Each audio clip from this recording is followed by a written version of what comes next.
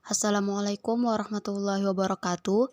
Kami dari kelompok 5 yang beranggotakan Kinasi Rusda dengan NIM 1807026034, Reza Permatasari 1807026044, dan Warahmat Naria 1807026053 akan menjelaskan makalah kami yang berjudul Perilaku-perilaku spesifik terkait dengan kesehatan. Langsung saja. Perilaku yang terkait dengan kesehatan yang akan kita bahas untuk pertama ini adalah olahraga. Istilah olahraga berasal dari dua kata berbahasa Indonesia, yaitu kata olah dan raga. Kata olah sendiri yang berarti penempaan, dan kata raga atau tubuh itu artinya anggota badan manusia. Sehingga jika kedua kata tersebut digabung, maka dapat diartikan sebagai aktivitas penempaan yang dilakukan pada bagian-bagian yang ada pada tubuh, baik itu fisik maupun psikis atau mental. Jadi, olahraga merupakan segala aktivitas fisik yang bersifat sistematis untuk membina, mendorong, serta mengembangkan potensi dari jasmani, rohani, juga sosial. Contoh dari olahraga fisik yaitu seperti senam, jogging, bersepeda, berenang, jalan santai, dan masih banyak lagi. Sedangkan untuk olahraga psikis atau mental itu seperti yoga. Olahraga sendiri memiliki manfaat yang baik untuk kesehatan, baik tubuh maupun mental. Sebelumnya, manfaat dari olahraga bagi kesehatan tubuh terlebih dahulu. Yang pertama yaitu mencegah penyakit jantung dan stroke. Dengan kita rutin setiap hari atau minimal 3 kali per minggunya berolahraga, kita dapat memperkuat otot jantung, memperlancar aliran darah, serta meningkatkan kadar kolesterol baik atau HDL dan menurunkan kadar kolesterol jahat atau LDL. Yang kedua yaitu menjaga berat badan tetap ideal. Dengan kita melakukan aktivitas fisik secara teratur, itu berarti mampu mengurangi jaringan lemak tubuh dan menurunkan berat badan serta menjaganya tetap stabil. Dan yang ketiga yaitu menjaga tekanan darah tetap stabil. Pada orang yang sehat, berolahraga secara rutin bisa mencegah terjadinya hipertensi atau tekanan darah tinggi. Sedangkan pada penderita hipertensi, olahraga dapat menurunkan tekanan darah dan menjaganya tetap stabil. Selanjutnya yaitu manfaat dari olahraga untuk kesehatan mental, yaitu yang pertama, memperbaiki suasana hati. Kenapa bisa memperbaiki suasana hati? Karena olahraga dapat mendorong pembentukan zat kimia pada otak seperti serotonin dan endorfin yang dapat membuat kita merasa lebih bahagia dan santai. Yang kedua yaitu mengatasi stres. Dengan kita rutin berolahraga, tingkat hormon stres seperti kortisol, adrenalin, dan norepinefrin dapat berkurang, sehingga kita akan merasa lebih bahagia dan santai. Selanjutnya itu ada gaya hidup sehat. Nah, gaya hidup sehat itu adalah pilihan yang sederhana namun sangat tepat untuk dijalankan. Hidup dengan pola makan, pola pikiran, kebiasaan, dan lingkungan yang sehat itu akan memberikan hasil yang baik dan positif untuk diri kita. Jadi hidup sehat itu adalah hidup yang dengan fisik, psikologi, lingkungan, dan finansial yang sehat, cukup, dan baik. Nah, pola perilaku seseorang itu akan selalu berbeda dalam situasi atau lingkungan sosial yang berbeda dan senantiasa berubah, tidak ada yang menetap. Nah, gaya individu itu yang dicirikan dengan pola perilaku individu akan memberikan dampak pada kesehatan individu dan selanjutnya pada kesehatan orang lain. Nah, dalam gaya hidup sehat, seseorang itu dapat diubah dengan cara memberdayakan diri individu agar dapat merubah gaya hidupnya. Tetapi merubahnya bukan pada si individu saja, tetapi juga merubah lingkungan sosial dan kondisi kehidupan yang mempengaruhi pola perilakunya. Kemudian ada diet sehat. Nah, sebelum masuk diet sehat, apa sih pengertian diet? Nah, diet itu secara umum merupakan prasyarat bagi kesehatan yang dapat digunakan untuk meningkatkan kualitas hidup atau kesejahteraan dan pencegahan terhadap berbagai penyakit terkait gizi. Nah, adapun diet sehat itu adalah diet yang masih memenuhi kebutuhan gizi seseorang perharinya dan penurunan berat badan yang terjadi masih dalam batas normal. Nah, praktek diet yang sehat itu misalnya kayak perubahan perilaku makan dengan mengurangi asupan lemak, membatasi asupan energi, mengurangi makanan cemilan, dan meningkatkan aktivitas fisik atau olahraga.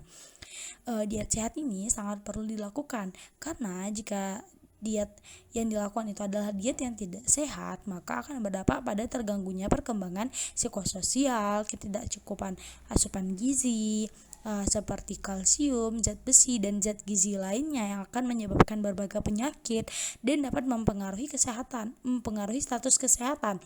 Dan yang terpenting itu, jika dia tidak sehat, maka akan terjadi gangguan pada kesehatan mental seseorang. Selanjutnya, obesitas dan kontrol berat badan.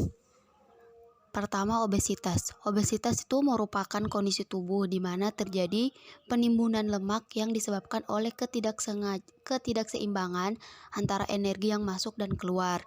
Menurut WHO dalam P2PTM Kemenkes Republik Indonesia 2018, obesitas itu merupakan penumpukan lemak yang berlebihan akibat ketidakseimbangan asupan energi dengan asupan yang digunakan dalam waktu lama. Penyebab obesitas itu bersifat multifaktorial, yaitu mencakup hubungan antara faktor biologis, psikologis, dan faktor sosial serta lingkungan. Kemudian obesitas itu dapat memberikan dampak yang bermacam-macam pada penderitanya. Pertama, dampak fisik itu seperti terkena penyakit kronis atau penyakit kardiovaskuler. Kedua, dampak sosial di mana individu itu rentan terhadap stigma negatif masyarakat yang menganggap bahwa tubuh yang indah dan menarik itu adalah tubuh yang kurus dan mengakibatkan kurangnya interaksi sosial. Kemudian, ketiga, dampak psikologis itu dapat menimbulkan perasaan negatif terhadap bentuk tubuhnya, merasa cemas, malu dengan bentuk tubuhnya, dan bahkan depresi. Nah, setelah mengetahui apa itu obesitas dan dampak-dampaknya, kita juga harus mengetahui kontrol berat badan. Mengontrol berat badan itu merupakan usaha untuk mempertahankan berat badan ideal bagi yang sudah memiliki berat badan normal maupun bagi individu yang kelebihan berat badan atau obesitas.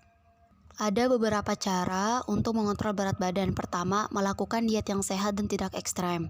Kemudian, mengonsumsi makanan kaya serat seperti sayuran dan buah. Menghitung kalori seberapa besar jumlah kalori yang dibutuhkan tubuh.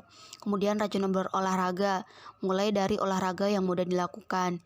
Kemudian, menimbang berat badan, kalau bisa dilakukan setiap hari. Kemudian, percaya diri dan yakin bahwa diet yang dilakukan saat ini itu bisa sukses. Kemudian, hindari godaan yang bisa membuat diet itu gagal. Jangan lupa sarapan, karena kalau melewatkan sarapan itu pasti akan mengakibatkan makan siang dan makan malam itu porsinya dalam jumlah banyak. Pembahasan selanjutnya mengenai faktor perkembangan, gender, dan sosiokultural terkait kesehatan. Pertama, faktor perkembangan.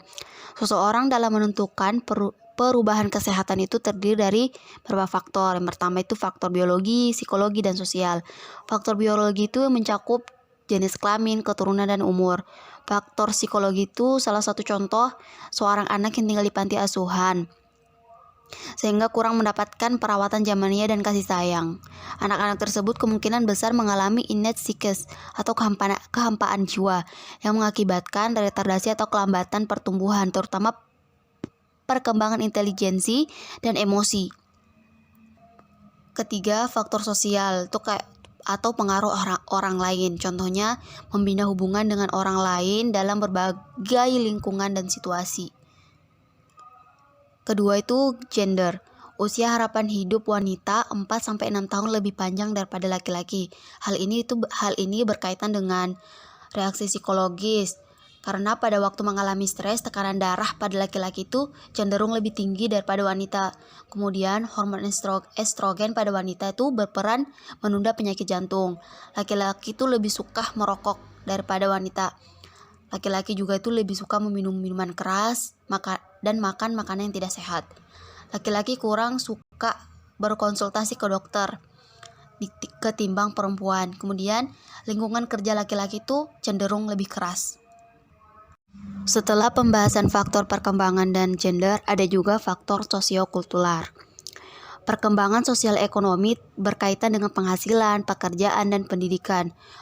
Kondisi kesehatan masyarakat sosial ekonomi rendah itu juga lebih buruk dibandingkan dengan kondisi kesehatan masyarakat kelas sosial tinggi.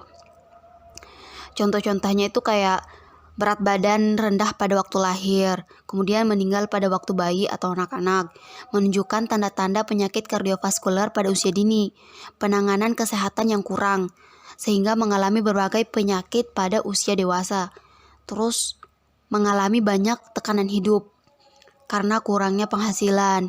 Kemudian individu dari kelas bawah mempunyai kebiasaan kesehatan yang buruk.